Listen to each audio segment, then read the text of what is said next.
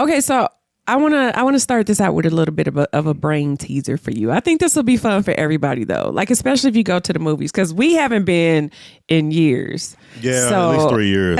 We haven't been in 3 years. So, and obviously y'all know we have a movie channel, Asia and BJ, Reeling with Asia and BJ. So make sure y'all go over there and tap it out, okay? Check it in and everything, subscribe on it and stuff, okay? Absolutely. All that good stuff. Just saying. So, and we don't even have all these snacks in our movie reactions, all of that to say. So There you go. So you want to tease my brain. Come on with it. Okay, so this is from ranker.com.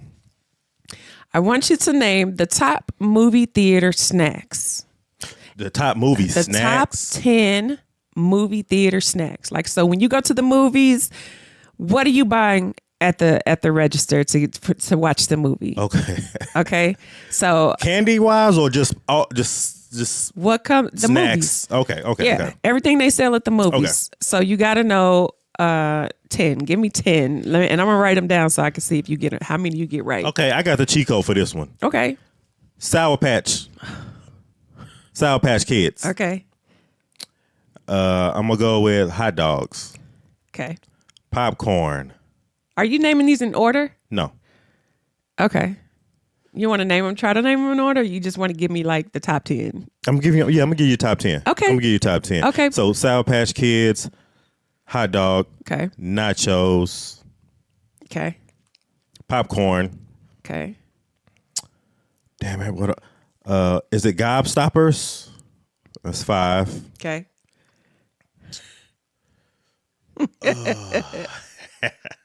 5 more. Okay, so 5 more. Yeah. Oh man, what are they? What are they that they always be eating? It's this little chewy candy. I just can't. Because we got the Gobstoppers, we got the Sour Patch, and then Milky Way. Okay. I didn't. Okay. I'm gonna go with the Milky Way. All right. What are them damn things when you bite into them and it's like the wafer on the inside of it? Kit Kat? No, not the Kit Kat. Wafer? It's like a little ball. The little Whoppers? The Whoppers. Okay. Throw that on there. Okay. Whoppers go hard. Okay. All right. And then so that's 7. That's 7. Doing good. Come on. Snickers. All right. Skittles. Okay. Starburst. Okay. Very good. I think I got maybe 5. Before you even call them out, I'm gonna say 5. I'm gonna say 5 out of 10 I got. Okay. I've tallied up your results. What's my grade? Okay, no, yeah. You got 4. You only got 4 right. I only got 4. Sour Patch Kids, nachos, popcorn, and Skittles. That's what you got right. Okay. Out of everything that you just said. You said Sour Patch, hot dog, nachos, popcorn, Gobstoppers, Milky Way, Whoppers, Snickers, Skittles, Starburst. It's been a long time since we've been to the movie, so I'm trying to envision, the concession stand. Wait, y'all. And I told him after the fact, after he named all his 10, I said, you didn't name one drink the whole time. Like what? Who goes to how you get all this stuff and then you don't have nothing to drink with it? Because I'm just thinking like snacks. I'm not thinking of drinks. I said everything at the movie theater. Snacks? That included drinks. Number 10 is Reese's Cups. Reese's Cups. Okay. I can see that. That's number 10. Number 9 was nachos. Why did they rank them so low? I don't know. Okay. I don't know. I mean, nachos at the movies, they aren't like super crazy great. Right, but they're just plain. like the normal concession stand nachos. Yeah, they're very... They tend to be kind of popular, I would think. Yeah, well. Okay, number 8 is Reese's Pieces.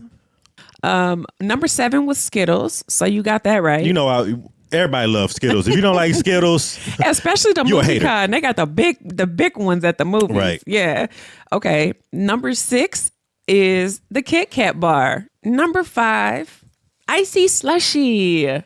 I could see that. Absolutely. The ices go hard though. Every single time we go to the movie theater, we get an icy. Yeah. Okay. Number 4 is M&M's. I ain't even say M&M's at all. Number 3 is the Sour Patch Kids. Number 3. Yeah. Shout out to all my Sour Patches out there. Let's stand up. Y'all already know what it is. Boo. So shout out to all the Sour Patch lovers. Number 2 was Coca-Cola. See, I'm not even okay. You can add that in there. I'm not adding that into my list. You know that makes me excited. Y'all know I love some Coca-Cola. Okay. Yeah, you do. Okay. And number 1, of course, is popcorn. We know this, right? Dun dun dun dun dun. Yeah. So that obviously number 1. That's not a surprise. I'm surprised that hot dogs was not on there though. I'm surprised that hot dogs and nachos wasn't closer to number 1 at the top. Yeah. Same. I'm like. Hot dogs was actually a really good guess. I would have went for the hot dog. Y'all chime in. Let us know if y'all got y'all's guesses in there. How many of y'all got right? And shoot, you ready to get into this? Let's get into Let's go. Today's podcast. Let's go. Here we go, y'all. Tell me if you like it when I kiss on your lips. Guide you through the valley of an ocean. Make you breathe in slow motion. Read your mind and come explore the galaxy. Have a little taste of my gravy. What's good, y'all? I'm your host, Asia. And I'm your host, BJ. And this is X the Script Podcast. Shout out to everybody in the building. Yeah. Most importantly, shout out to all my Aries out there. Y'all know this is Aries season. Yeah. So, Aries, y'all, let's go ahead and stand up. Let's raise the roof for the whole let you month. Have it. Okay, I'll let you have it, y'all. BJ just I had to rub birthday. that in. Okay. I had to rub it in. If y'all didn't wish BJ a happy birthday, make sure y'all drop it. Spam it up in the chat. Show my man some love, okay, for his birthday. And that's already passed. And before we get into this episode, I definitely got to give everybody a shout out and send them major love, man, for just wishing me a happy birthday. Aww. And all the well wishes. I felt all the love. It almost felt overwhelming to a degree. Yeah. But I just appreciate the love. I'm forever grateful and forever humbled, man. I just appreciate you guys. Yeah. It was a very beautiful birthday that we did on the live stream. did. So, okay, y'all. Well, so. And you did a good job of with the candles and everything too. Oh, we did the transposing the numbers and everything. I don't know. You know what? We have to chop that up and put that back out so everybody can see it because they did block that live stream. They did. And a couple people have already asked why I can't go back and watch it. I missed it and I only saw this much. So I'm gonna try to chop that and get that out for y'all on there. So make sure y'all go to Asian BJ. All of that will be over there on the Asian BJ channel, just so y'all know. So what we got for today, y'all? We got some good topics today. Am I the asshole is just kicking butt right now. They're kicking ass. Okay, y'all. These stories, are just grimy. I'm just saying, some of these stories are unbelievable. The stuff people say on there. Mind blowing. But I am enjoying this forum though. Everything that we come across are so interesting, and it's like you said, it's kind of grimy. It's a little grimy, okay? Because some of the stuff on here, I'd be like, girl, I can't believe you wrote that on here. I can't even believe that. But before we jump into all of that, make sure y'all like, comment, subscribe. If you're watching us over on YouTube, make sure you hit that notification bell so you don't miss any videos from Asia and BJ X the Script, okay?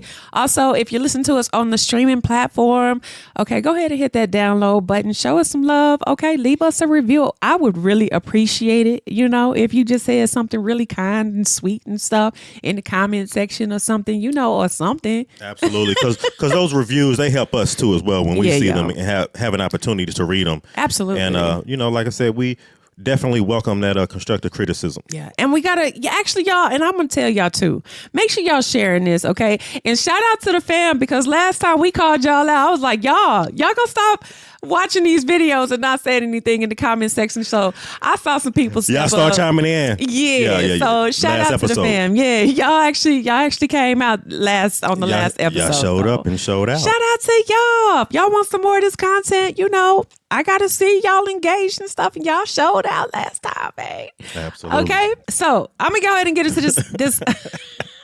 Y'all had me rolling. Am I the asshole for telling my kids why I don't buy their half sibling anything? Why I feel like I saw something like this, on social media or something, not too long ago. It's the title alone already. Something about a girl having multiple baby daddies, but the one baby daddy only wanted to buy food for the one baby when he brought his kids some food. It was when they went to McDonald's. It was the whole McDonald's fiasco. That literally went everywhere. It went viral. It was viral. It was even on like the local radio station in the morning. They even talked about it too. Yeah, that was crazy. So I had to read this when I saw this. Obviously this is gonna be something completely different. This actually just got posted here too. So let's go. I'll be sure to leave the link to this story in the description if y'all want to follow up. So it says, the mother of my 2 children, 10 male and 9 female, cheated on me during our marriage and became pregnant with another man's child. Ooh, I learned this when I caught her with the man in question, and after quizzing her, she admitted there was a strong chance he was the father of the baby she was pregnant with. I ended our marriage right there and took a DNA test when her youngest was born, and she was not mine. So in the divorce, custody and support was only factored in for our 2 children. I paid some child support because I made more than her, but we had 50-50 custody time with the kids, and I remained an involved dad. My ex lived with her youngest father, so the baby that was not his, the father. Live with him. Yeah. Okay. October of last year, when he took off without a word and dipped from their lives. She has been in pursuit of child support ever since, but he cannot be found, and he quit the last known job he had, so she has been unsuccessful so far. This has led to her struggling, and I buy more for the kids we share so they don't suffer because of the failed relationship with the affair partner. Last month, my ex told me she was struggling to keep up with the expenses for her youngest, and she asked me if I would maybe buy some stuff that included her too. I said no, that I was responsible for my kids and I would not become financially responsible in any way for the child she made while cheating on me. She begged and told me they will have different lives if I don't help, at least for now. And I told her that was not my problem. He's like, I don't give a damn. I don't give a damn. You're not finna take me through all of this shit. And go ahead, keep on going. Okay. I'm a little triggered. And maybe she'll think about that in the future before she starts an ongoing affair. She told our kids about asking me and encouraged them to ask me for them. The kids were confused because they have always known their half-sister is not my child, but they started to doubt because of how their mom talked, saying good men take care of all their children, and loving a child who is part of your family should never be that hard. The kids approached me and asked me about it and told me their mom wanted them to ask me for stuff for their half-sister. So I explained to them that she is not my child or part of my family, but she is still part of theirs. They asked why, since my oldest has some memories of his mom and I being together while she was pregnant. I said their mom got pregnant with their half-sister while we were together, but DNA proved that she was not mine, and I did not raise her for that reason. I told them I am still their dad and nothing has changed, but I was never really their half-sister's dad, and I don't want to buy her stuff like I do for them. Mm-hmm. They understood, and when they went back to their moms, she called and cussed me out for telling the kids more details than she wanted them to know. See, she be on that shit. She only want to tell them what she want them to know. But when he tell her, go ahead. I said they had always been aware they had a different dad to her other child, and that needed to remain clear because I was not claiming her now that her father has abandoned her. She called me a cruel dick. Am I the asshole? I'll just be a cruel penis then. You just gonna go in it. And then she want to ask, am I the asshole? Oh my gosh. Ooh. All right, come on, let's get into this. Do you think that he's an asshole? Hell no, he's not an asshole. I don't think so. Bro, it's not an asshole. She the asshole for what she did. She is. You but know the what I'm thing saying? is, like, I feel like we're like, these are the repercussions of your actions, girl. Literally. I don't think that just because like the child is living with her and still under her roof and now she can't find the baby daddy and now she begging him to help. And then the guy is denying her like, okay, well, I mean, what that got to do with me? Yeah. As long as my kids are taken care of, that's all I care about. But Do you think there's going to be some effect to that child and how that child might feel about the other two kids? Absolutely. Like as they get older because of the division in that? I just feel like eventually they're going 1000% grow apart because one, that kid's going to grow up to like Go ahead. like be spiteful of, like they're going to be envy of the two, like they're going to be envious of, the two kids, the other two siblings having a father that's active in their life and taking care of them. Right. And I can't even imagine. I feel like it's gonna make them more spiteful towards the real father that too. that walked out and that's abandoned them. Absolutely. That's just gonna intensify it. Yeah, and not only that, but also like I don't know. I mean, like I feel like that might have been some information that. Well, I guess he said they were 9 and what? So they're still young though. They're still young. They're still young, so they're gonna have to grow into this. So 9 and 10 dysfunctional situation. They're old enough to understand exactly what has happened here. So I don't think for one second that shit. Tell them the truth. Yeah. Like, why are you hiding that from them? Because then you got them thinking that he look a certain type of way, like the daddy does. But do you think it's okay for him to like talk to the kids about like grown folk situation as far as like what they got going on and filling the kids in on stuff that I feel like they don't completely need to be privy to? I don't think that he really told them that though. Like I don't feel like he told them the details. Okay, She had that's what it sex felt like. with somebody else. Like I think he told them what they needed to know. Okay. Like while your mom was pregnant, like that baby was not mine when I found out that the baby was not mine. So I decided that I was not going to take care of that one. I'm going to take care of mine. Of y'all. Yeah. So, I mean, if you just I feel like he told them in a respectful manner, like, what are you supposed to say? Because if he doesn't tell them that, then they're going to be looking at him like, why do you take care of us and not her? Yeah. Or why do you not take care of our sister? Why you make the other child feel like outcasted right. from all of us? And they'll see that. And then they won't understand it eventually. I just feel like, like they'll grow up and be like, I don't know why daddy always treated you differently. How do you even tell the kids that though? You tell them. Yeah, that's what he did. I get it, but I'm just saying as far as like getting them to understand like the whole complexity of everything that's going on, because this is a little different. She wouldn't have been mad if she would have told them that herself. Like she probably should have told the kids herself, like to some degree, or they should have told them together. Like right. I think that's what I'm feeling right now, because it feel like he's telling them his side of the story, and then she may have a completely different story. So that's why I feel like it's the complexity of it. Yeah, absolutely. Yeah, but. Just from my standpoint, if I'm going through all of this with her and these two children are mine and you have another child outside of our relationship and now you looking at me to be obligated to take care of this child, it's like, nah, boo. Nah, boo. Like it don't even work like that. But then think about first and foremost, I'm gonna make sure that my kids are good. If there's something extra that I could do just to make sure that the other child is good, because that's the type of man I am. Yeah. To take care of the kids. Yeah. I love the kids. But see, the kids didn't do nothing. I do. You're absolutely right, because then I'm just like, well, she can't have an expectation that just because the other dude is gone and he takes care of his two kids, that now you're gonna be able to take care of this one too. Like, girl, no, what the hell wrong with you? Right. Girl, what the hell wrong? Absolutely not. No. That's what we not gonna do. Okay. But then think about it, like going back to that whole story thing that went viral though. Yeah. Think about that. Like now, okay, let's fast forward to this other baby, the little baby being like 8 or 9, 7 or 8 years old. And they hungry. Okay. And the daddy come over and bring them. And? He bring them some McDonald's.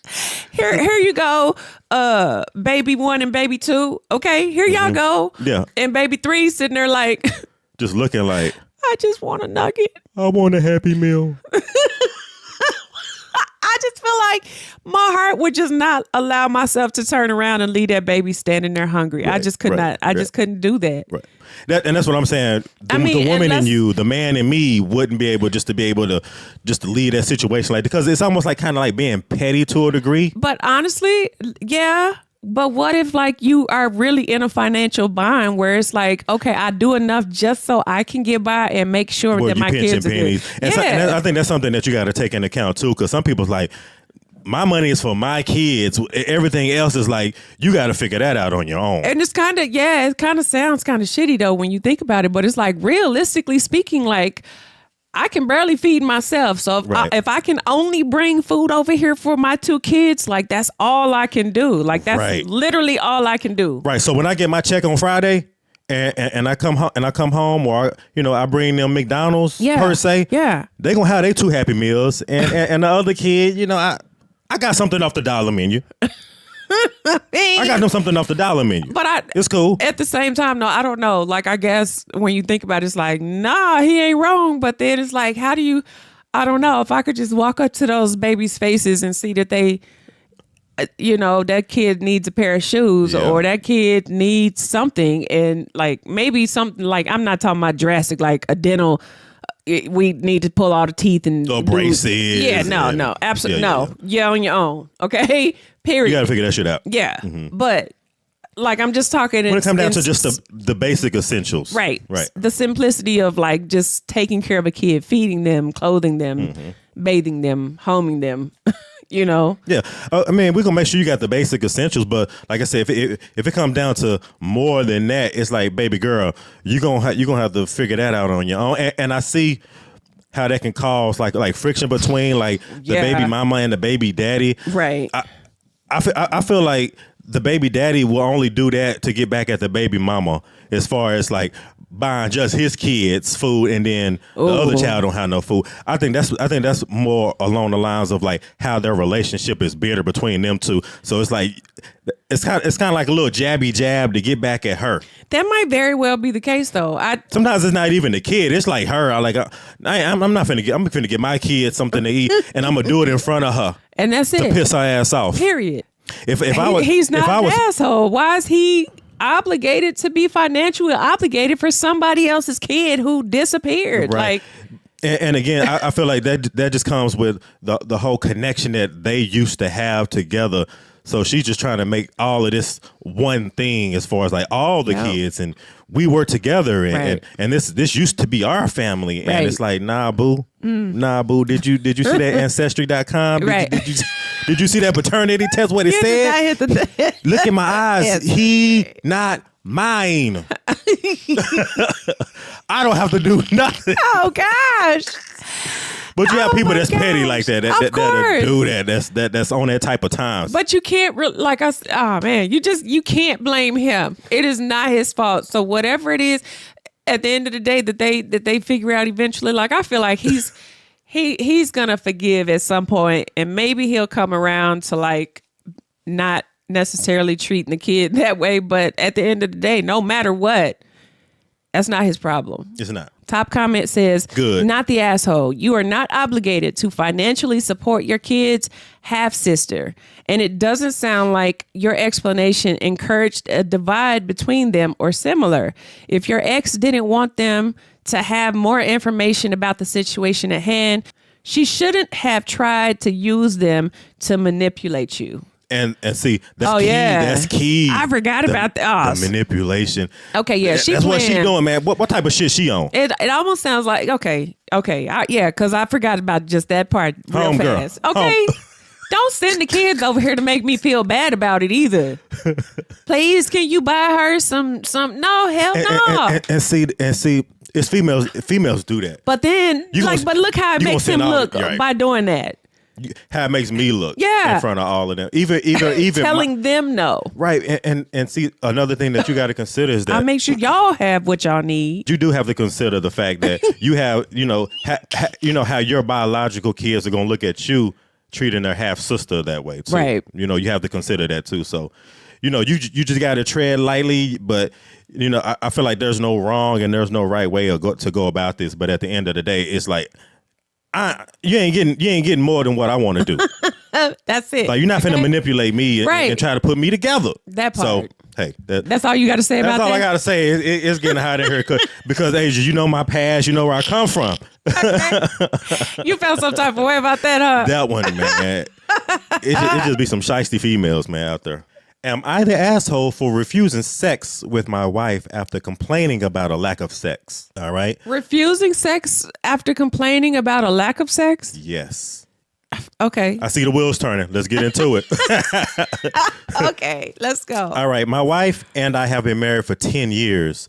I love her very much. We have 2 kids together. Over the years, our sex life has really declined. It's been really bad recently.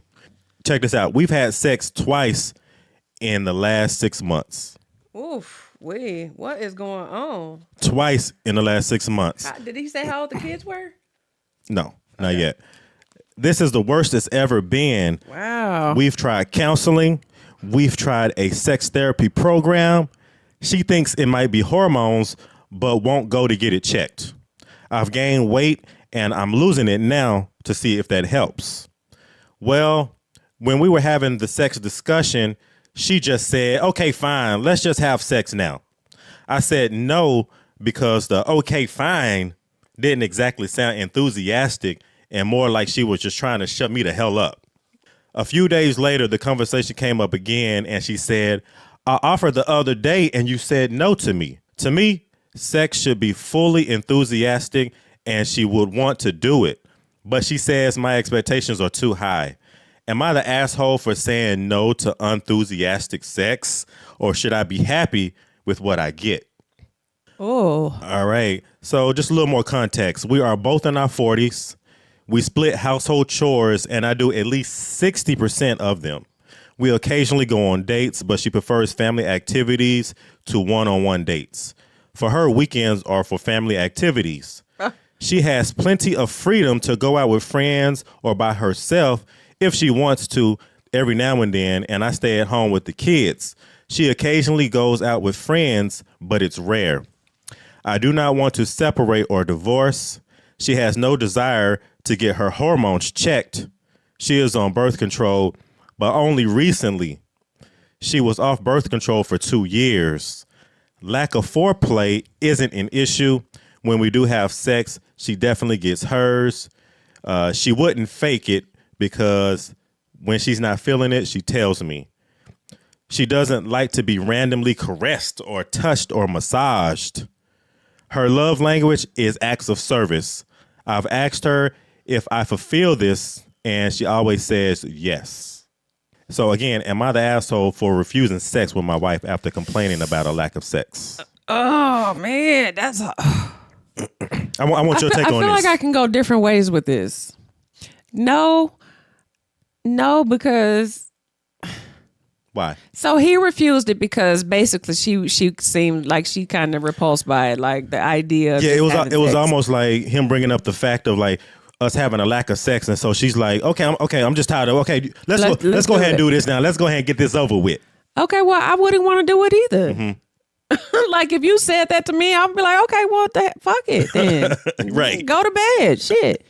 You know, like that's how that's how I would feel, right? Yeah. Okay. Like, so no, I guess because when I think about it like that, I'm like, then I wouldn't want to do it either. And then when you come back and say, well, I wanted to do it the other day and you told me no, I'm be like, well, who gonna want to have sex? Like, right. I told you, but it's like, you didn't show me. You just told me. Think about like, man, nah, he not the asshole. No, I feel like she probably has been one more than he is because I'm all over the place with my thoughts right now. No. I feel like enthusiastic sex just wouldn't be tempting. It wouldn't be fun. It wouldn't be something I would want to just engage in. Like, no. Don't just tell me, all right, come on, let's just do it. Right. All right, and I'm definitely not going to do it to just do it. Turn around. Okay, let me just turn around real fast. Okay, right. Yeah, and let's get it over with. Like, who wants to do that? Yeah. You know? And how enjoyable would it really be, even if he engaged in it, knowing in the back of his head that you really aren't even wanting to do this for real? You're just doing it because you know that I want to do it. Yeah. And, you know, you trying to fulfill my need. But I mean, like, when I know you don't like want to do it, it almost like it turns me off. Like, yeah. Especially when I'm trying to, like, there's multiple things that I've done to try to make you feel a certain type of way, or so that we can get in the mood, or like we've done therapy, we've done sex counseling, we've done, you know, this, that, and the other. And it's just like, at the end of the day, okay, well, Feel like clearly there's something going on. Like are you uninterested in me? Right. Like, am I doing something wrong? And he said something about gaining weight, and he's like, okay, I'm finna try to take care of that. Like, is it something that I don't look pleasurable? I don't look attractive anymore? Like, that's possible, but she sounds like she's one to tell him something like, what, you know, if they're doing it, she's not into it. Like, I feel like, so, okay, like, at least I feel like she would tell you, like, you know, I would feel like she'd say that she not attracted to you either if she can tell you that she not feeling like in the mood, like, you know what I'm saying? If she can tell you that she's not feeling it while y'all having sex, then why she can't tell you that you being overweight is turning me off, and that's the reason why I'm really kind of staying away from you. And really, to me, it's almost like, you know, because I do think to some degree, like with women in general, like they are upset, like they love their kids, like mamas are mama bears with kids, and sometimes, you know, and some mamas are more mommy than others. Like that's all they want to do is spend their every moment with their kids. Like growing up, they grow up so fast. We all know this. Right. So if they've been together for this long and now the kids are here, it's like, shoot, I see from a woman's perspective, like how that priority and that importance can take over, but I don't necessarily see, like for me, I don't understand how it takes over, because to me it's almost like that's all she wants to do is spend the weekend with the kids. Like, what about or like family activities? Yeah, and that's fine. That's all good. Like, I'm all for the family thing. I mean, cool. But like, what about me? Like, what about our one-on-one? Yeah, date me, like court me, like make me feel like you still care, like you still interested. You know, like I would still want that even as a man. Like, if I don't feel wanted, then where does that leave me? Like, why am I here? Like, what part do I play? You know? And that's the part that you kind of sometimes like you got to separate to a degree, because think about you got to separate the two. So at some point, it's okay to like family activities and we plan things and we always doing things together. But then also, what about our alone time? Yeah. What about our one-on-one time? That part. I feel like maybe over these last 10 years with them being together for 10 years, they probably just fell out of the loop, somewhat probably kind of falling out of love to a degree because of the dynamic that they have and then the kids, and they're not putting like themselves first. I think when there's like the dynamic of a balance, and we kind of talked about this like I can't remember, a while back, but when there's an imbalance of, you know, how much has been contributed. Yeah, like how much has been contributed from each partner. Like one starts giving more, one does less, one gives more. Like there's always like the imbalance, and if you are kind of trying to help each other out with keeping the balance in the relationship, then somewhere eventually it's going to start falling off. And I think that's what happened. Yeah, I feel like they're out of balance. And for him, maybe he just needs to take this bull by the horns and just tell her and just put her in, kind of like I said, just kind of like take more charge. If she likes to do a lot of like family activities, be like, nope, this is not what we doing this weekend. Or split the time. Or even early in the day, let's take the kids out. But after we done with that, I got something planned for us to do. We finna go take the kids to your mama house. Right. We finna go take the kids to my mama house. We finna go drop them off, and we finna just do us. I feel like that. Even if we gotta go back home and just get butt naked in the house and just run around with each brooms other and sticks and chase each other like this is cowboys and Indians. Right. Like, hey, let's get to it. Right. Exactly. I agree 100%. Everything you just said. Like, I just feel like she's not giving enough effort in trying to like fulfill her husband's needs and wants and desires, because he obviously loves her. He said it. That was the first thing he said. I love my wife very much. And man, when you just, I just feel like a normal reaction of a person to feel like they're not enough for somebody, or they can't figure out what it is that makes them happy. I feel him on that. Like, that's messed up. And with him saying about the unenthusiastic sex, like it's a way that you can just really just go about that to like to recharge her battery. Like there's things that you can do, like do something to make her feel electric. Like, you know, just do something spontaneous. And like, you know, like after she went and took a shower and you catch her on her way to like the refrigerator to get something out the refrigerator for like a late night snack. You be like, nah, come here. The kids sleep upstairs. I know ain't nothing going on. Get up on this counter real fast. You know what I mean? You are a mess. Okay. You eat the strawberry, and I'm gonna eat you. You know what I mean? You know, just DJ is the most, y'all. I just feel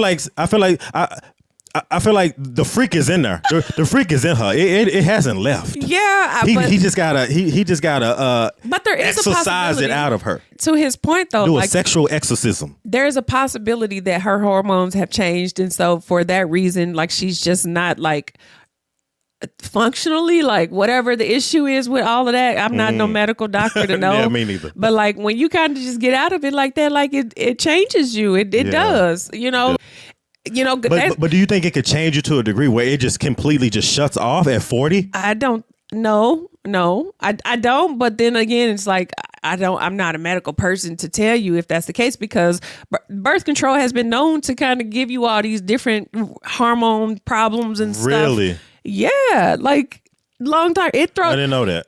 Man, birth control, like, you know, from my experience with birth control, like, which is why I just don't. I mean, me personally, I've heard you tell me things as far as I gave up on it because I felt like it was fucking my whole body up. It changed like your eating habits, everything. It changed everything. Like, for some people, like, weight gain, weight loss. Yeah, that has everything to do with hormones. Everything to do with that. Like, estrogen, all your levels, it just messes stuff up. Got you. Throws things out of whack for you. I guess that might be something else that they might have too, because he said she was on birth control for like 2 years. Yeah, well, 2 years is not. I don't know if that's long enough. Like, I feel like maybe.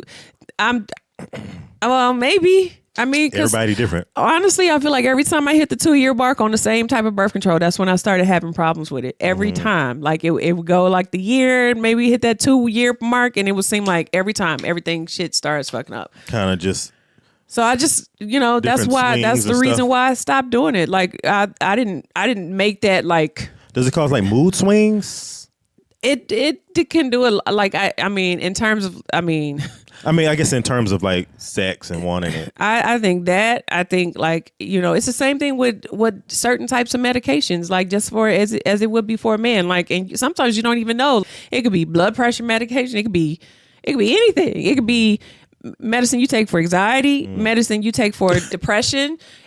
There's different things because the imbalance of, like, it's a chemical imbalance type of thing. So it's like there's several factors that could be contributing from that. I don't know if it all comes from birth control, to answer your question. No, I don't know. Man, but they do have stuff over the counter, like at the gas station too. They got stuff over the counter real quick that'll just any type of medication. Boop, boop, boop, boop, boop. I feel like there's always going to be a risk to taking, like, anything, though, you know, side effects, so to speak. So maybe she's not aware of something that she might have been taking for a while, and it's affected her, and it's affecting them now. Yeah. And he obviously is seeing this change in her, but she, I think he doesn't see it. That too, but I feel like to a degree, just through what we read or what I read, it just feels like he's like waiting on her.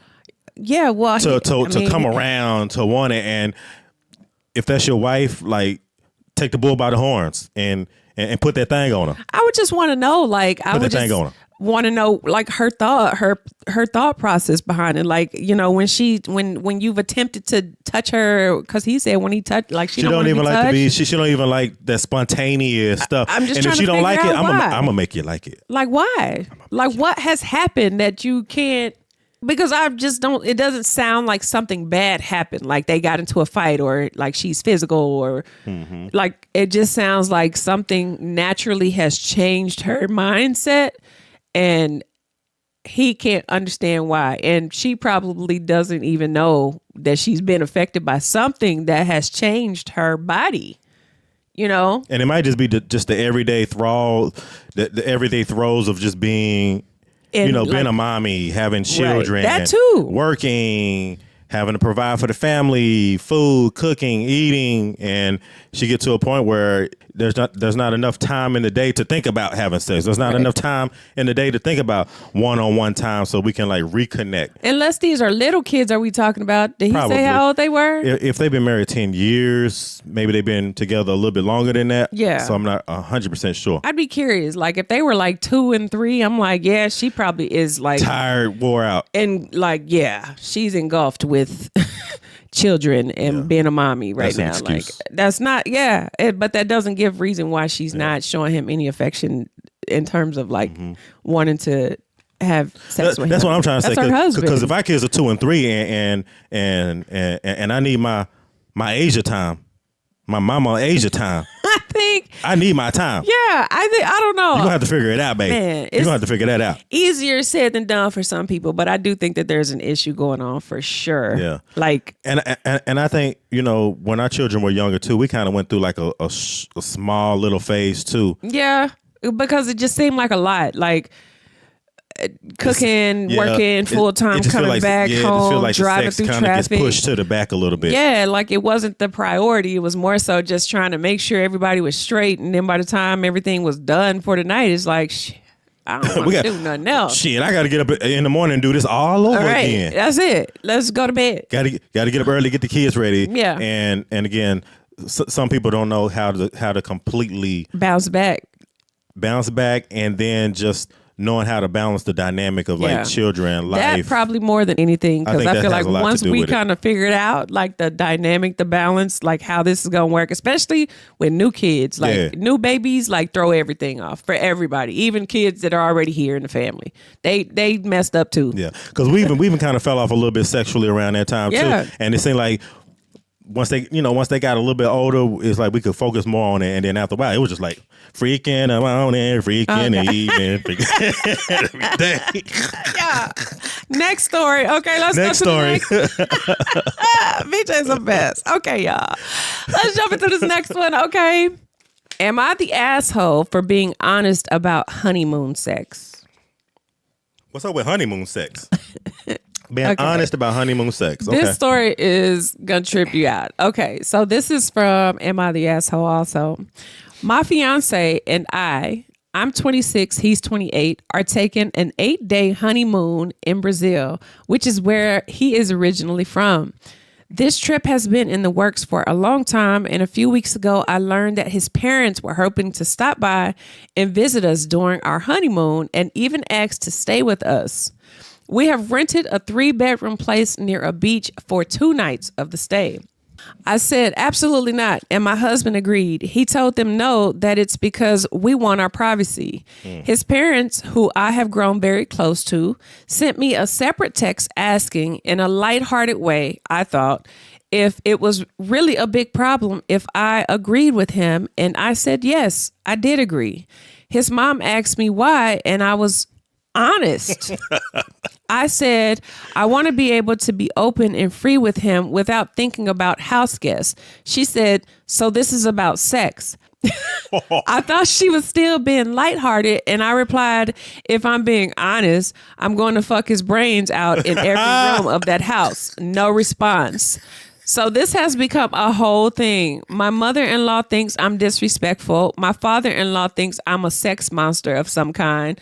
My husband thinks it was way too far of me. Am I the asshole? Do I owe them an apology?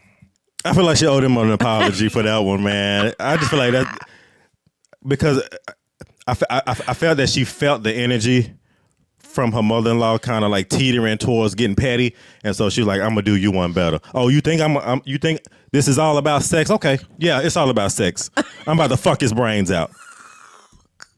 Why would you say? I would never say that to your mama. Right. I would never say that. That's what I'm saying. Like, I would be like, no, I mean, yeah, we probably, there might be, no, I wouldn't even go that far. I don't even think I could not say that. Okay. Like, you're gonna be like, yeah. We did plan on trying to make another grandbaby for you. That'd be the one time I just am not responding. So this is about sex. No response. I'm just gonna leave her on red. Just leave her on red. You probably figured it out, but I'm not gonna say nothing else. I mean, talk to your mama. Just leave the message. Just leave the message delivered. Don't even respond to it. Right. Not saying nothing. I'm not saying nothing. It is not coming from me. That's all I know. And the in-laws is like, we trying to be on vacation with y'all. Y'all got 3 bedrooms, and it's like, hey, we can all kind of like do this whole little family vacation / y'all have y'all honeymoon on the side. And she like, no, it's not going down like that. We got this beautiful villa. The thing we got is, this going on. We got 3 bedrooms. we gonna have sex in every single room. Y'all can't every come on single a different bed. day. Like y'all couldn't come like on like if they only at the beach for 2 days, can y'all come on like the 5th day or the 6th day? Like Yeah, let us get it out of our system first. no, you can't stay in the place where we probably were planning to like do exactly that. Have like a freak off. Yeah, like yeah, for sure. No, you can't sit with us. Okay? You can stay next door. Yeah. But you can't stay in the same house. Like, Nah, I'm they sorry, can't not for this. I'm gonna tell you This right is now. their honeymoon at that. Like, why are Exactly. you coming anyway? That's true. That's kind of that's already kind of invasive right there. And the in-laws, particularly the mother-in-law, should already be like, okay, this is my son, my daughter-in-law. Let's let them have their time. This is their honeymoon. Right. This isn't family vacation. You Right. know. Right. That's why I'm like, I don't know why they would even want to come anyway. Like, they can't visit you like on like day number 7. Like, you can come and meet us at the airport. We're about to go. But you can't come and show up at the honeymoon spot. Like, why do you want to come here of all places? Let alone be like next door to us. No, it's gonna be Forget it. it's gonna be all kind of crazy things going on over here in this bungalow, over here in this villa. Okay, it may Something not that just you be do not all, need to hear. It may not all be on the inside either. I'm just saying. So, I mean, Right. probably not. Okay? Yeah, it probably is not a good idea. We need our privacy. I think not at all. I don't think that she's an asshole. I do think that she shouldn't have responded that way. You don't think she's an asshole? That was disrespectful, what she said. I would not. I could not even ever bring myself to say something like that to your mom. Right. Like, never. Yeah. Like, I probably would say something like that to my sister. Yeah. Exactly. Or my a friend. But I would never say that to your mom. No. But there's two assholes in this whole scenario, and she got to take accountability for saying what she's saying to her mother-in-law, Yeah. and then also her mother-in-law's been an asshole too, because you should already recognize from jump this is something that's a honeymoon. This is for just them. Yeah. At the end of the day, you shouldn't be trying to impose your will to go on vacation because they just had their wedding. Like, Yeah, I just can see like my parents like I don't want to even know go. why you want to come. They're inviting themselves. Like, no, you got me fucked up. That's why I feel like she's like being an asshole. 'Cause I really feel like she imposed on her will to like just invite themselves on a honeymoon. No. There's no way that we could do that. With her response, it was assholish of her to respond that way. But I do, especially if they both agreed, like, not, and she asked in a lighthearted way, but then Yeah. her like, oh, so this is about sex. Like, what wouldn't it be about? Why Like, why would she? other than Why would spending you time, be asking us? Why would you even ask that question? What do you think we're gonna do at a beach house on the beach in a whole nother country? What you think is gonna happen? On We not honeymoon. watching stars and birds. After Okay, our wedding, we young. I'm pretty sure she pretty hot and tempting. She like it's about to go down in a major way. there's no way like that. This mom is this mad. So for you, there's no way that you would ever want my mother and father. Let's say like again, we went on a honeymoon. There's no way No, you would want them to tag along. no. Oh no. Even if they say, okay, we'll come on the 4th or the 5th day. The answer is no. You know, I will is see it no you. or hell no? It's a hell no. When I get back, we gonna come see you. We'll come every day of the week if you want us to come visit. But you're not coming on the honeymoon to visit us at the honeymoon spot. Maybe Like, her no. mom. Maybe her mom is just. Maybe the mother's trying to like supervise. Maybe she trying to. Maybe she curious about what they got going on, like in the bedroom. Well, then she needs 'Cause to she find something asking- else to do. Like, I just think that is very. You're being too nosy. You digging too hard. Like you are overstepping the boundary to even ask that question. Like, oh, so this is about sex, and I'm just like, in my head, I would be thinking, well, what? I mean, what what's wrong with What do you? you think it's about? What did you do on your You know? honeymoon? Right. and not even that. It's like a honeymoon. This is like our time to like really connect with each other after our wedding. Right. It's not even about the sex. The sex is just a part of it. Right. It just comes with the territory. Right. And I need his full attention, and he needs my full attention, and I want his full attention, and I'm sure he wants mine. Like, and I don't want to give it to anybody else while I'm enjoying this trip that we've been planning this long. Period. That's it, and that's all. Like, you got my attention. And whatever else you want to think, babe. You got my attention. What's up now? Go. Y'all, I cannot. But yeah, I mean, I completely agree. All right, I completely agree. There's just no way. I don't know what you would want me to say. Like, what would you like? I don't care if it was an 8-bedroom house. No, you can't stay here. Right? You can't. If it was an 8-bedroom. Yeah. And we've been planning this trip. No, you can't. No. Yeah. The answer's no. Yeah. Don't bring the dog. Yeah, none of that. Nothing. Yeah, we need all 8 bedrooms. Right. We stand in all 8 bedrooms at the same time. Right. Every night. Every day. Right. For 2 nights. Right. Yeah. Just us 2. Yeah. It's not enough room. Right. Like we tried to make accommodations. We called a hotel and a resort. Don't have nothing else available. There's nothing else available. We couldn't add you on to the reservation. Let me see what the top comment said. It's a hell to the no. I just want to know. The top comment said, not the asshole. I think it's hilarious, and I probably would have done the same thing. Your fiance needs to be the one to put his foot down. It seems like the parents have the impression that you are the bad guy, in quotes, who needs to be won over. And I'm sure your fiance has deflected enough to make it seem like that to them. Also, how weird. Why would anyone want to go on someone else's honeymoon? That's right. Right. There you go. Yeah. Everything we just said. Exactly. And she should get with her fiance and really have him do like the mouthpiece, be the mouthpiece and talk to her. You know what? Because in a way, when you really think about it, though, it almost sounds like that's what they wanted, was for her to confirm that they didn't want them to come. And y'all don't want us around. Yeah, you don't want us to come either, do you? And it's probably not the father-in-law. It's the mother-in-law. It's the mother-in-law. Yeah, I already know that from jump. Girl, like the father-in-law, he probably rather stay at home anyways, drink a beer, watch NASCAR and right, et cetera, et cetera. She the one that's being nosy and trying to be in everybody's business. Yeah. Let's do this one, and then y'all, we have a confession today. Yeah, we almost there. Yeah. So we'll do one more of these, and then we'll jump into the confession. So y'all got to stick around for that. Am I the asshole for not allowing my kids at my house anymore? My ex and I have been divorced for 3 years and share custody of our children, 5 male and 7 female. The kids are with me on Wednesdays and every other weekend, but the ex and I have sometimes switched things around depending on what we have going on, and that has worked well for us in the past. There were several factors that ultimately led to our divorce, but a huge thing was that my ex babies to the extreme, like super extreme is what he puts.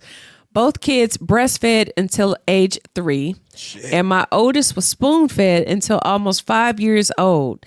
These are just examples, but on a day-to-day basis, there was a lot happening that I just couldn't accept. This past Wednesday, I had the kids. I had a date night planned with my fiance that night as well, and so I got a babysitter. I travel regularly for work, and this was the only night this week that we could celebrate fiance's birthday. But getting a babysitter while I have the kids is not a normal occurrence. 2 hours in, I get a call from the babysitter who is totally overwhelmed because my 5-year-old is on the toilet after going number 2 and refuses to wipe himself. He says he needs mom or dad. I can literally hear the wailing in the background. That is how stressed this kid was. Fiance and I ended up having to drive an hour back home, and when we get there, 5-year-old is still on the toilet waiting. At this point, this is ridiculous. Right. At this point, I am completely mentally exhausted. I tried to coach him on wiping, and he just will not do it. His mother always does it for him, and I have had to do it when it's my turn to take the kids, but I've been actively working on trying to help him gain independence in the bathroom for the past year or so. I went through this exact thing with my daughter as well, who thankfully no longer has this issue. The next morning, I dropped the kids off at school. I called my ex to let her know that I will not have the kids at my house anymore for as long as she continues to enable this extremely dependent behavior. She, of course, flips her shit and says, I am a complete asshole. Says, I am a bad father who doesn't care about his kids. I'm willing to visit them and go on outings, but I can't handle this stress in my home any longer. It causes an extreme disruption in normal everyday activities, and I'm just done. It's been a constant fight trying to help these kids learn independence for years now, having them go back and forth to their moms and then starting right back at square one the next time I get them. The ex says she will be contacting her lawyer for full custody, and at this point, I'm too exhausted to fight. Am I the asshole? You know he the asshole. Oh, look, I couldn't even wait. I had to go see what this dang first comment said because I'm looking like, oh, man. He is the asshole. You think? There's just no way that you can sit here and say, my 5 and 7-year-old can't come over to my house anymore. My blood kids that are my children, I don't want them over here no more because they causing a disruption in my life. I kind of, man, I agree because I feel like any parent, like regardless of what's wrong with them, like they could have special needs for a lot, you know, you're going to have that same patience, that same type of mentality because obviously they move a whole lot slower, but clearly now he's not talking about these type of kids though. He's talking about kids that are just, I want mommy to wipe me. I want daddy to gosh. And for your child to be 5 years old, still wailing in the bathroom with the babysitter there because the child needs somebody to wipe their ass, to wipe their butt. Yeah. That my mind I can't even wrap my mind around that type of family child raising dynamic that your kids are that dependent on you. And again, he already explained that a lot of it has to do with her. Okay. But to some degree, at some point, and I know that this had a lot to do with the reason why they're not together right now. Yeah. But at the end of the day, you can't give up.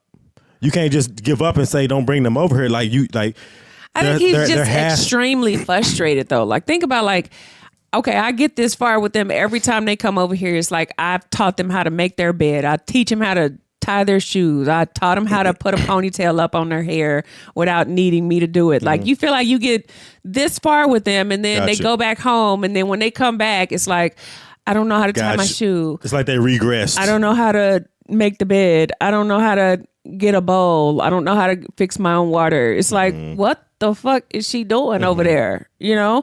And granted, now mommies are mommies, but like at the same time, I don't think I feel like I would be mad too, because if I sent them off and they came back and I'm like, I done did all of this.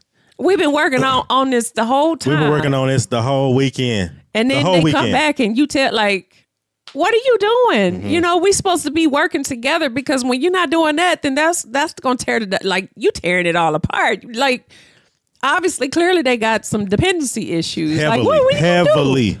How do you fix that? I feel like the only way to change that is like the person that's enabling this behavior has to stop. Right. Because otherwise it's just going to go on, especially when you've done that for them. Like kids, man, you know people going to milk the well as long as they can milk the well. Right. They're going to be able to get away with it. Hey, kids ain't no exception. And with your ex-wife, you know, with your baby mother, you have to get on the phone with her. And really put your foot down, or y'all gonna have like a face-to-face sit down. That's that. Where you just really like lay the law down to let her know that this is completely unacceptable, or you just gonna have to go to the point where it's like, okay, you do that at your mama house.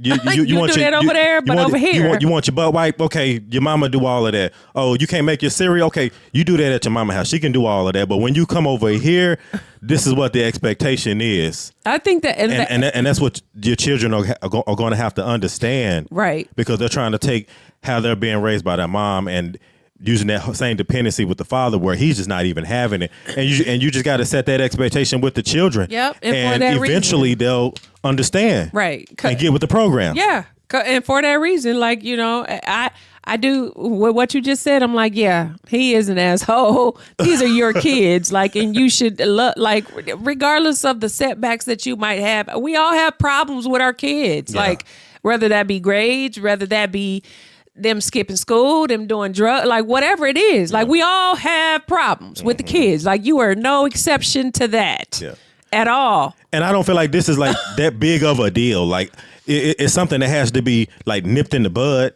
I think it it would nipped be and like tucked like right now. If it's somebody that doesn't have like sole custody of their kids, and then they get them like here and there, and it sounds like they have like a amicable type of relationship where they can co-parent accordingly. But like when you have like, because it feels like she has them 70% of the time, and maybe he has it like 30%. Right, and he's trying to do one thing, and this is the reason why most relationships, when people have kids, like why they don't work, because the parenting is completely different, and that's something that obviously should be very much discussed and agreed upon. Like y'all need to start talking about stuff before y'all even start thinking about having kids. Like, so do you think that we should discipline the kids if they don't, if they fail all their classes? Like, what do you think we should do? Like, what, you know what I mean? Like, let's have these type of conversations so that later on down the road, we can make sure that we on the same page about all of this when the time actually comes, because we've already talked about or at least, like you said, the important things, like the things that you can't compromise on. But what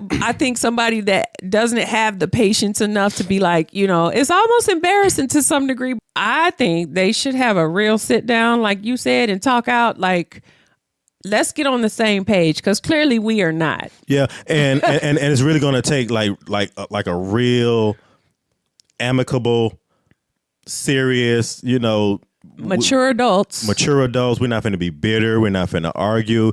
Like this conversation is really about the betterment of our children. Right. It's not about what I want to do, not about what you want to do. It's about what really needs to be done. Right. For both of them. Right. Yeah, I do think he's an asshole for saying no. Look, but he's like, I'll spend time with them. I'll come, whatever you need me to do. Right? He just like, but they can't come back over here, and that's not right. And like you said, he just fed up, and maybe when he put this on Reddit, maybe it was like a knee jerk reaction where he was like, he hadn't even came down from the being upset. It sounds like he what he's saying in this is it sounds like he's upset. You can hear the context. He is. You can hear it as you was reading it. Like I could feel it. That he had to leave his date with his fiance and come back home to a whiny baby, or is he upset that he is legit tired of dealing with baby whiny kids? Like, I mean, but these are your baby whiny kids. Yeah, at the end of the day. Hell, you've been dealing with this for 5 and 7 years. That's not that's a long time that you've been dealing with this. And it feel like he trying to really move on with his life and his relationship. Right. Because he finna get married. That's another thing. He got another woman. Right. This woman gonna have to be around the kids too. Maybe she done said something to him about the whiny kids, and now he feeling a certain way. But at the end, at the end of the day, I feel like this was more of like a knee jerk reaction. He's still mad. He's still heated, and I feel like tomorrow when he wake up, he gonna be like, okay, this is what needs to be done. I need to get on the phone with her.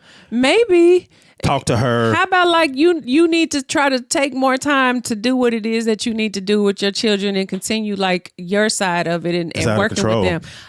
I think it could be out of control, but it sounds like you just already just checked out. You giving up. Like you just already was like, when it got hard, you just said, to hell with that. I'm not doing none of that. Leave it to the mama. So to me, I'm like, if you ask me, it definitely sounds asshole. I don't care what I do.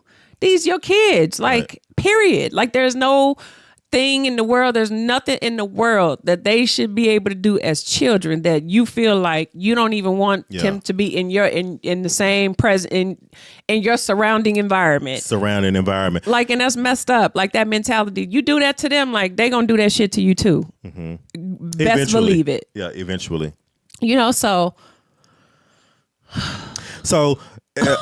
basically, he had a knee jerk. So you think asshole reaction so far right now? But is it the girl that she the dangly new shiny thing? Okay, I'm not being able to spend time with my girl, and I got to come back to this dang old house because my babysitter's saying that the baby won't get off the toilet because he won't wipe his behind. Are you mad because you legit are mad that this is happening, or are you mad that you not being able to spend time with this girl? It's probably a little bit of it all. And it's the only night you got to spend with her. So now you got to go spend it with your kids. Right. It's the frustration. Even though you don't see them as much as the mama and do. then the babysitter sitting here ringing you and calling you about some shit that she should be able to handle. Right. At the end of the day. But then you think, I can see somebody's kid being like that though, like, oh, I just want my mommy. And they don't want to, And they just want you. That's it. Like, I can see that. I can see that. So why are you mad? That's my thing. Yeah, so why are you mad? And nobody told you that parenting was going to be easy, especially like co-parenting. How many times we have kids, day. like we all have kids and they do something, you like, when will they grow up? Right. When will they take the initiative? When can they be independent? We all did it. We all did it. We all did it to our parents. So nobody's off the hook here. Yeah. And at the end of the day, this is just going to be something he going to have to deal with until they find a way to change the dynamic of their parenting to their children, just to make them more independent. Yeah. At the end of the day. So the hard answer to that. So he can't give up and give in. Right. The hard answer is man up. Okay, and keep doing what you're supposed to do as a father. Man up, put your big boy pants on, and deal with it. And like I said, and I'm sure he put his foot down, but you just gonna have to deal with it. Right. These are the circumstances that we got to deal with. We got to be grown men and women and adults about what's going on, and when it involves your children, you still got to deal with it. You still got to deal with every single small innocuous thing that happens with your kids, even when it's something that you don't like, involving your baby mama not parenting the kids the way that you would do it. Right. Exactly. Or better yet, not parenting them the way that you would do it. Right. So, right. So hey, bro, I'm gonna give you the benefit of the doubt that this was just like a in the heated of the moment knee-jerk reaction. Because when you wake up in the morning, he not gonna feel like that in the morning. Like, the kids don't need to come over here. Yeah, I think he was just pissed off about that night. Yeah, you took it. That's a little bit too far. Let me see what the first comment said, and we're gonna jump to the confession. It says, "While I agree that 5-year-old is too old to be relying on toilet help, it sounds like you got a divorce because you'd rather criticize how your ex was raising your kids than step up and help do it yourself. Even your terminology screams, I babysit my own kids. Like." You're not the daddy. Why is it her job alone to teach these children how to be independent? Did you ever talk about this with her, or did you react as you are now? The I'm just over it is so I quit mentality towards your own family automatically makes you the asshole. Automatically. That's a good comment. Yeah. That's a really good comment. Everything that they just said, I agree with everything they just said. So just because it's hard, just because you're frustrated, nobody can walk out on their kids and turn their back on them and say, I see you when I see you. I'll take y'all to the park next week. Right. And even when you read the title of this, I thought this was just going to be like something about like the kids like really did something. I did where too. They can't come over to the house. They ain't did shit. I knew you was going to say they just doing. They doing kid stuff. They just doing kid stuff, bro. Deal with it. Maybe like baby kid stuff, but they doing what kids do. Yeah. Like they're kids. And that's an important fact what you said right there too when you read that comment about him giving in and quitting. Yeah. You kind of already see that he already gave in and quit because they not together no more. Yeah. Now he trying to find another out. Right. So hey, bro. Hey, I'm gonna give you the benefit of the doubt because this might have been like a knee jerk reaction, but like we just discussed, you got to man up, put your big boy pants on, and you got to deal with it because they're your kids and they not going nowhere anytime soon. Right. They belong to you. They're going to keep growing. They're going to keep getting bigger. They're going to keep possibly getting badder and badder. Remember, they came from you. Remember that part. Okay. Okay. They're here because of you. Hey, whatever's going on with them right now is a part of you. Just saying. Man. All right, y'all. So let's jump into this confession and see what our confessions are talking about today. So shout out to our confessor, our anonymous confessor, y'all. Anytime y'all want to send a confession to us or y'all have questions that y'all don't want to discuss, amongst your friend group, your parent group, your family group, okay, you are welcome to go to AsiaandBJ.com, fill out the confession form, and send it right on over to us. Let us discuss your confession or your question, and everybody's going to chime in on what they have to say about it, and you can get some honest feedback for somebody that don't even know you and what they think. And the biggest part about it, they don't know who you are. They don't know who you are, and we don't know who. Exactly. Yeah, we don't know who you are. So just know, okay, all of that to say, chime in. Y'all check out the website. Everything is over there. It's good stuff as well. All the information about our other channels. But other than that, it's time for this confession time. Okay, well, they just put in the subject. They just put confessions, so we don't have a subject. So I guess we about to find out what it is. Okay. Main subject matter. Hey, Asia and BJ, I appreciate your video very much. Thank you for acknowledging my confession. So I'm in a new relationship with someone I've known for multiple years as a friend, and now he's my partner. We have always had amazing conversations. He is the only person I've had such a simulation conversation. I think that's supposed to say stimulation, y'all. Conversation, and completely gets who I am and actually shows me he really loves me. We talk about everything, but there's one thing I haven't told him.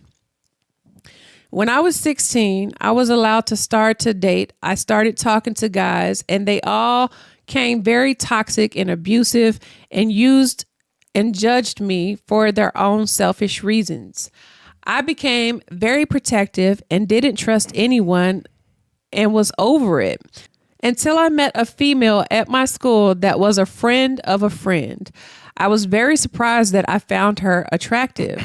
It was very confusing and frustrating time for me.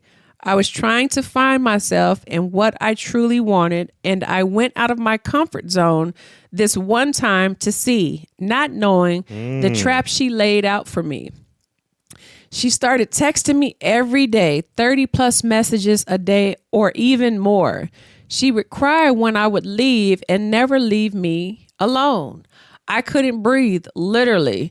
She would start random arguments for literally no reason and be jealous of me and start to make fun of me, like my height or weight, etc. She reminded me of my past relationships, but this was worse. She would hate on me that I was a lighter complexion than her, and she thought I was a snob. She was given signs of bipolar and major narcissistic behavior. Her and her family had gone through a lot of traumatic things in her life, so I can see why she acted that way.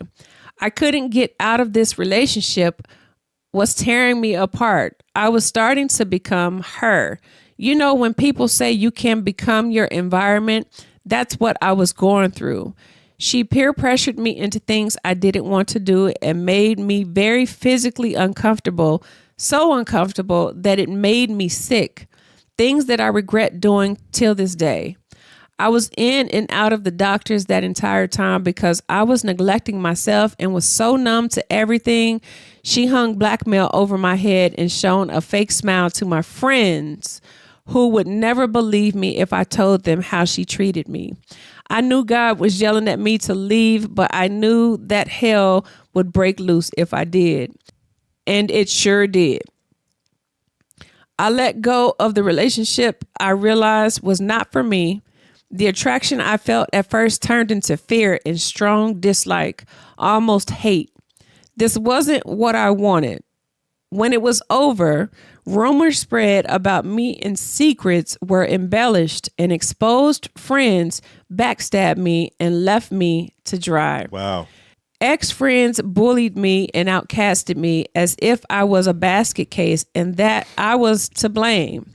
They loved her and started to hate me.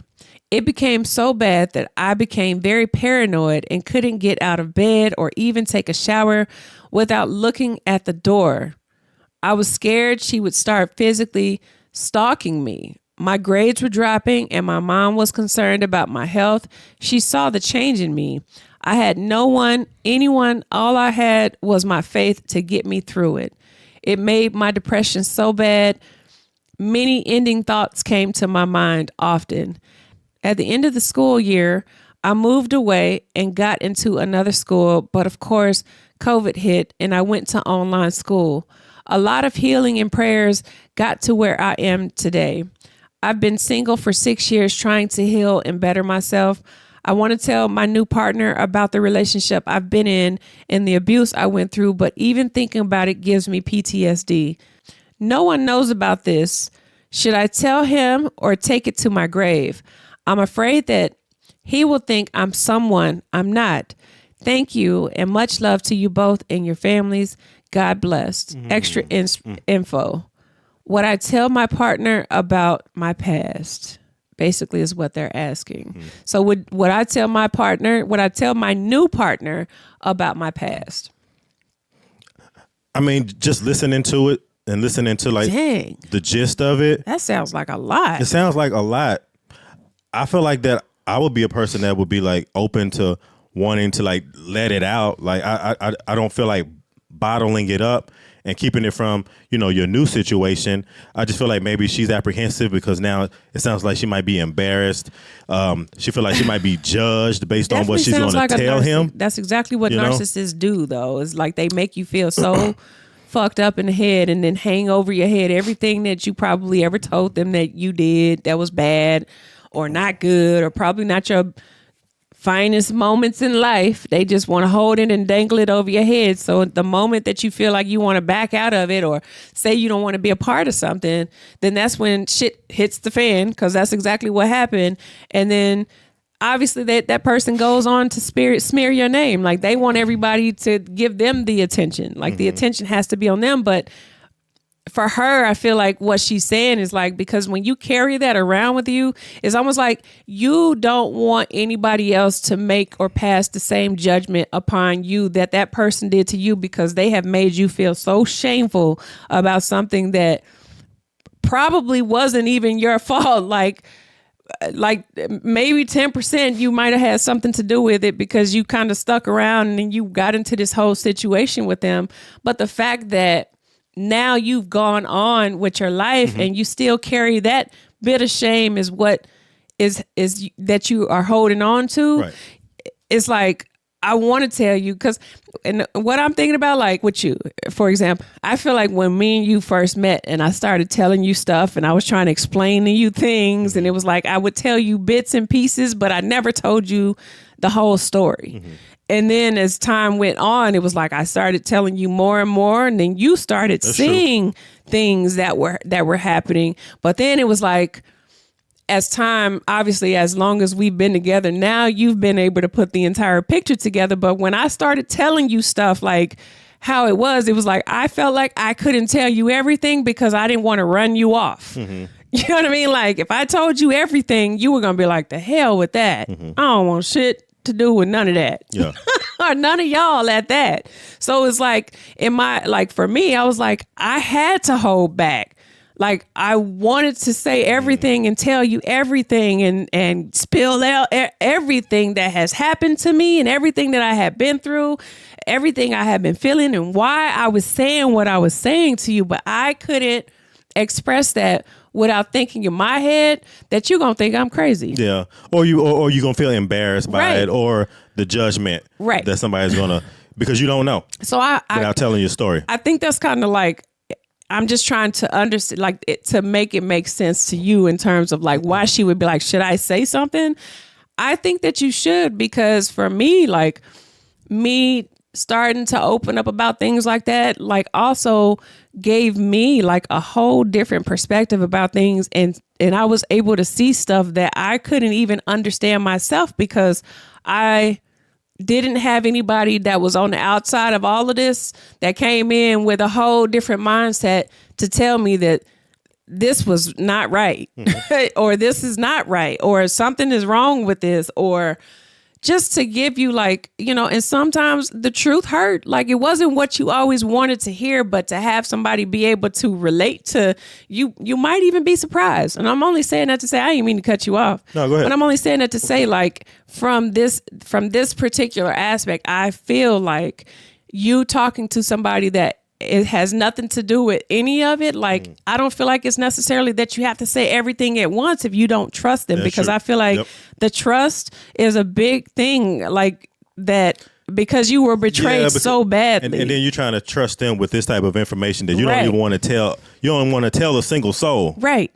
So when you don't want to like give them everything and give them every part of you when you've been betrayed and hurt the way that you have, and then to be left with basically nothing, and everybody that you thought was your friend turned their back, like all that bullshit, right? Mm-hmm. So it's like, what do you tell them? Like, how do you tell them? I don't think you should just blurt it all out and say everything. That's what I'm saying. I don't think that you should just sit down and just completely just tell them from A to Z, but just be selective with what you're saying. Yeah. So they can already start formulating an idea in their mind as far as like what you went through. Yeah. Rather than just trying to just be like a big dump truck and you just want to beep, beep, beep and just dump it all on them at one time. Right. Your past becomes a part of you, and it also is what transforms you into the person you become in the future. So I'm saying it to say that that's not always necessarily a bad thing, because I feel like, you know, and I'm just only using myself as an example. It was like, I feel like after I started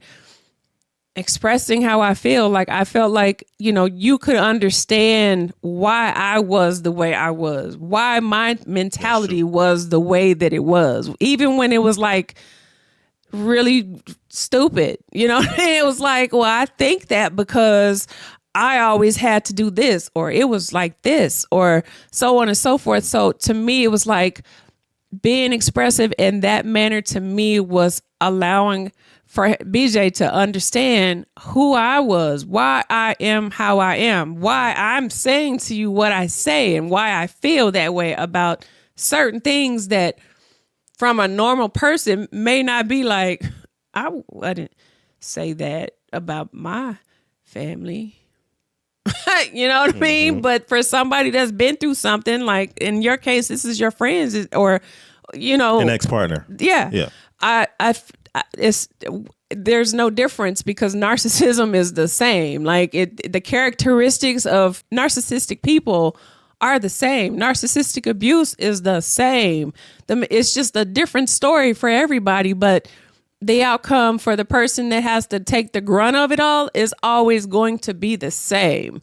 So all of that to say, like, no, I think yes, actually, I think you should say something, but I don't think you should just spill it all out and blurt your guts out at one time. Like, give it to them in pieces, because some of that shit can't be taken in big doses at a time, even for somebody on the outside. Like, I feel like that is a big major reason why even now, like, I still can't talk about some of the stuff that has happened to me, because it's a lot. It's a lot on you. It's a lot on your physicality, on your mentality, on your person, like your peace, your everything. So it's just like you got to hold on to a little bit of something, but it's not for everybody to have it, because they can't handle it. Some people can't handle it. It is a lot.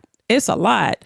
And even with hearing some of the stuff, I'm sure some of this, like, there's probably so many stories in between all of that you even said, where it's like, whoa, you know, period. Yeah. So that's why I'm saying what I'm saying. Like, I feel like if I gave too much of the shit that I've been through, people would be like, oh my God, she's a nut.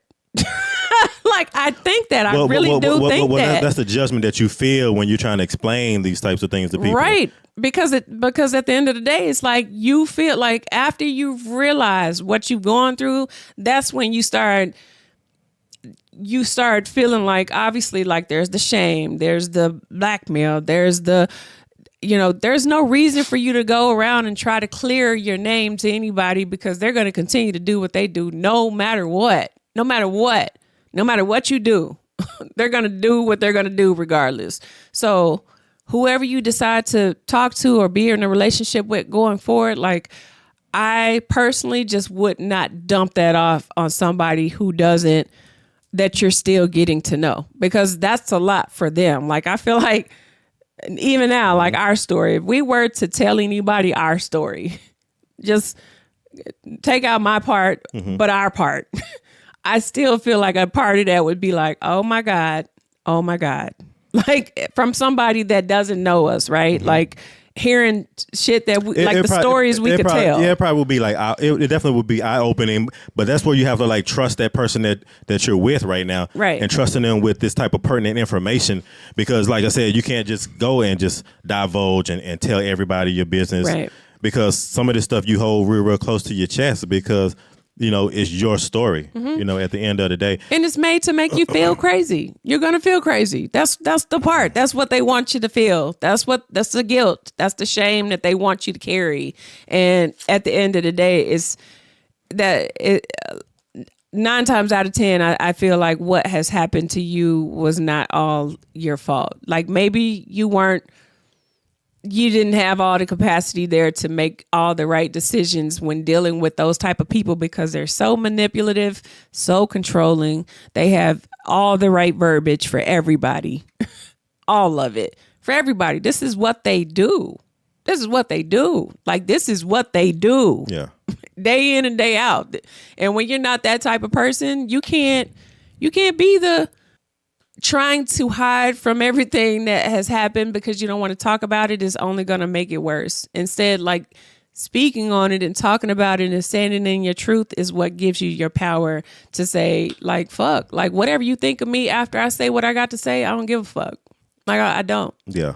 And I don't care how you feel because the truth is that happened to you. That's your story, and that's just, I feel like that's just the result of dealing with those types of people. And there's nothing you should be ashamed about. There's nothing you should be afraid to say. Like, you shouldn't, but you are because you feel like the way that they judged you is the same way that everybody else is going to judge you. And I guarantee they're not when they're not that person and they're a normal person, they're going to see it your way. Only they're just going to give you the reassurance that you've needed the entire time to know that what you were thinking, what you felt, what you saw, what you were dealing with was real. It's powerful. Yeah. So that's all. Yeah. I'm gonna say about that. Like, I definitely think you should. It's just like you just can't say it all at once, but because I still feel that. Like, and that's still me. Like, I'm still in this healing journey my damn self. So I'm telling you that this is gonna take you some time. Think about like however long that it was going on and everything that was did now has to be undone. So think of it in that aspect, in that fashion, and any normal person that you can encounter that has had some type of normalcy in their life will see that there was something wrong in that situation. But I think it's just a natural feeling. Like, naturally, you just have that. It's just what's in you now to think that everybody thinks of you that they did because they made everybody look at you that way. And you're not that type of person.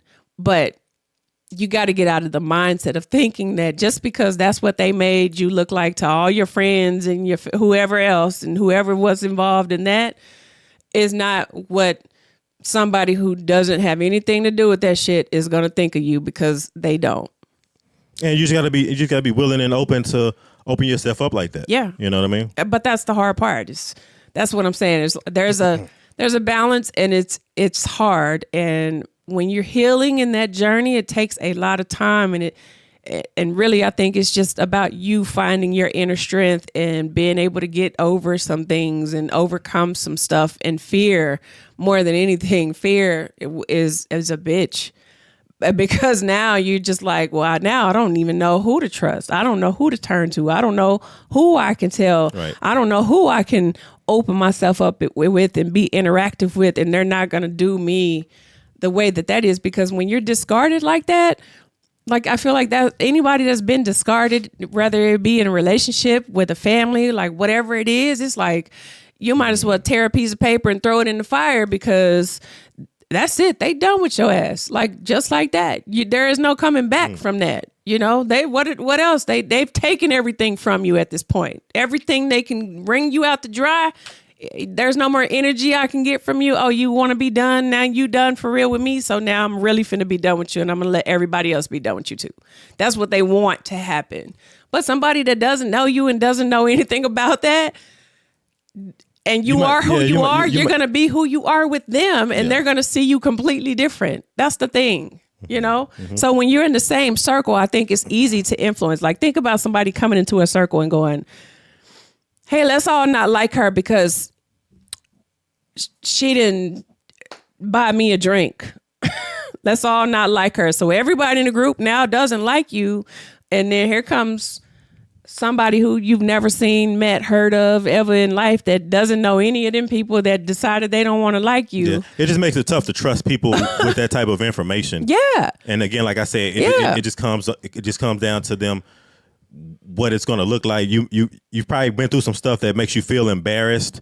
Some stuff where if you tell somebody something, you just be scared to tell them because they're going to judge you based on what you're telling them and your past. But sometimes your past is what makes you who you are right now. Exactly. And at some point, and you know, with the life that you're living now, you may have a different and new outlook on life now.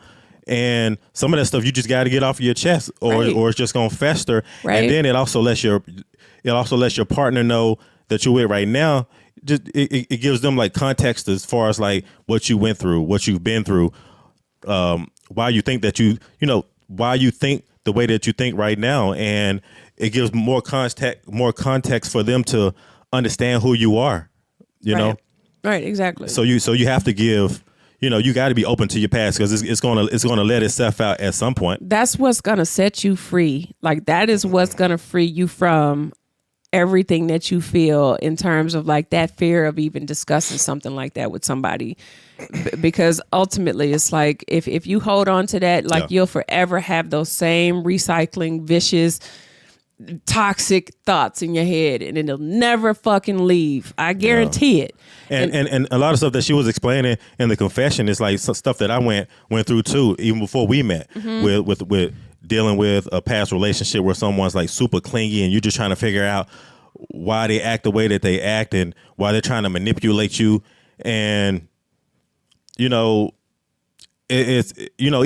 me, like going through what I went through, I felt kind of embarrassed being with who I was with and the stuff that I went through. That's why I never really like talked about it, never really told a lot of people, just because you feel like you're going to be judged, you're going to feel like you're going to be embarrassed. And it's not something that you always want to just completely talk about, or let alone talk about with just anybody. So when you find that person and you find somebody that you really, really can trust, and somebody that you can trust with like your secrets and things that you wouldn't tell anybody else, and not just that, but they may have something in that conversation that can help you get past what you're getting through. Yeah. So that you can accept your past, because it sounds like she can't even accept her own past because she's not even willing to bring it up and talk about it with anybody. Right. Well, yeah, because it's just so that's how much it has embedded itself in your mindset, and you can't allow them or that past, because if you continue to do that, you are also allowing them to penetrate your thoughts, your feelings, your emotions, your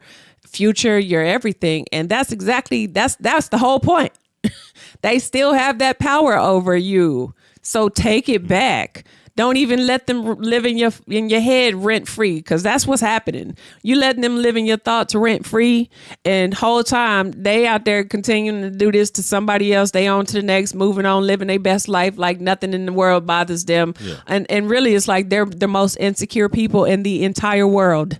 Know that. Yeah. They are the most insecure people you will ever meet in life. And you would never know it. And then I feel like she may feel some embarrassment because she was dating somebody of her own sex that, it sounds like she did it somewhat out of impulse. It was something that she was curious about and got into, but it also sounds like that she just doesn't even want to talk about dating somebody of the same sex and then having that person doing what they did to them. And it sounds like she did some things that compromised like her own principles and her morality, and But you aren't the only one. You're not the first one in life like that experienced.